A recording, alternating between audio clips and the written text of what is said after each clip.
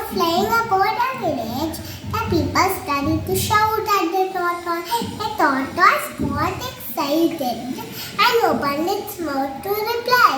Then what do you think happens next? But there's a twist in the story.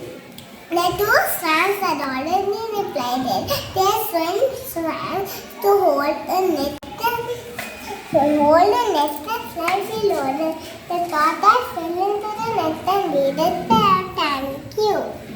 I hope you all liked the story.